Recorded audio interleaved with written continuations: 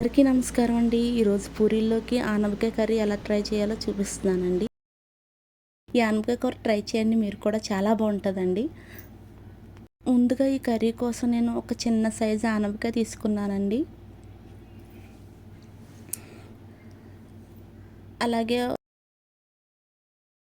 ఉల్లిపాయ ముక్కలు, వెల్లుల్లిపాయలు తాలింపు కోసం అండి, పోపు దినుసులు, శనగపిండి 4 స్పూన్లు, కొంచెం కరివేపాకు, కొంచెం అల్లం తురుము తీసుకున్నానండి.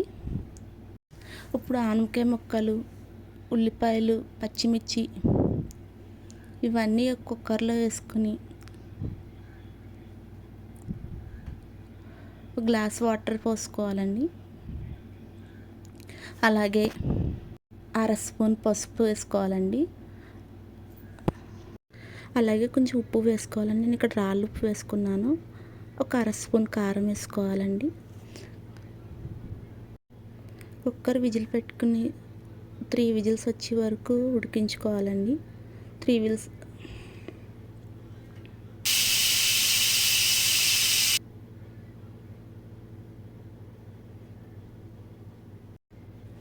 నాకు ఇక్కడ కర్రీ రెడీ అయిపోయిందండి, ఉడికిపోయింది. ఇప్పుడు ఒక బౌల్లోకి 4 స్పూన్లు శనగపిండి తీసుకోవాలండి.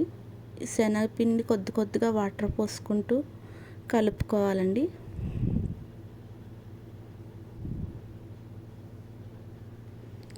ఉండలు లేకుండా నీట్గా కలుపుకోవాలండి.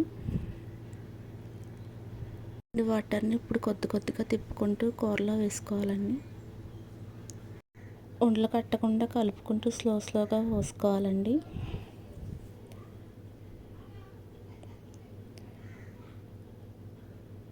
ఇప్పుడు ఒక 5 నిమిషాలు తిప్పుతూ ఉండాలి. అలాగా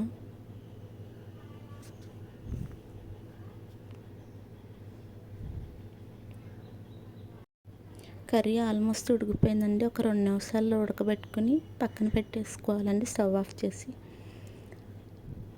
ఇప్పుడు వేరే బాండీలో కొంచెం ఆయిల్, తాలింపు కోసం కొంచెం ఆయిల్ పోసుకోవాలండి. ఆయిల్ వేడెక్కినాక వెల్లుల్లిపాయలు వేసుకోవాలి.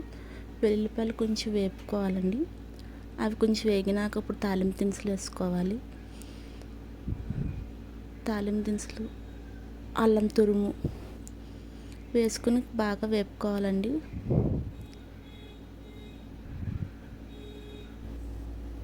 కొంచెం వేగినాక కొంచెం కరివేపాకు కూడా వేసుకోవాలండి. ఇప్పుడు వేసుకుని బాగా తిప్పుకొని తాలింపు మొత్తం ఫ్రై అయినాక ముందుగా సిద్ధం చేసుకున్న కర్రీ పోపులో వేసుకోవాలండి.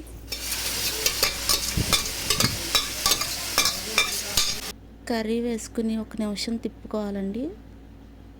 కర్రీ మొత్తం తిప్పుకోవాలి.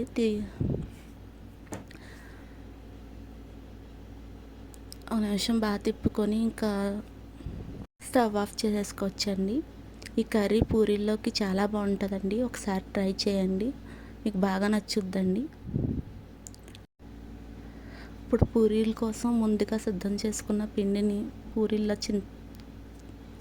చిన్న పూరీలో ఒత్తుకోవాలండి. ఇక్కడ నేను చూపిస్తున్న విధంగా చిన్నది ఏదన్నా మూత లాంటిది తీసుకుని, డబ్బా మూత, దాంతో చిన్న పూరీలు ఒత్తుకోవాలండి. ఇప్పుడు ఈ పూరీలన్నీ వేరే ప్లేట్లోకి తీసుకోవాలి. ఒకటొకటిగా జాగ్రత్తగా తీసుకోవాలండి. ఇప్పుడు ఈ పూరీలన్నీ నూనె బాగా వేడెక్కిన ఆయిల్లో ఫ్రై చేసుకోవాలండి. ఆయిల్లో పూరీలు ఫ్రై చేసుకుంటున్నప్పుడు గరిటె అలా తట్టుతూ ఫ్రై చేస్తే పూరీలు బాగా పొంగుతాయండి. ఇప్పుడు నేను చూపించిన విధంగా అలా తట్టుతూ ఫ్రై చేస్తే చూడండి పూరీ ఎంత బాగా పొంగుతుందో. ఫ్రై చేసుకోవాలి. చిన్న పూరీలు పిల్లలు బాగా ఇష్టంగా తింటారండి. ఒకసారి మీరు కూడా అలా ట్రై చేయండి. పూరీలన్నీ రెడీ అయిపోయినాయండి. చక్కగా సాఫ్ట్గా ఎంత బాగా వచ్చినాయో చూడండి పూరీలు.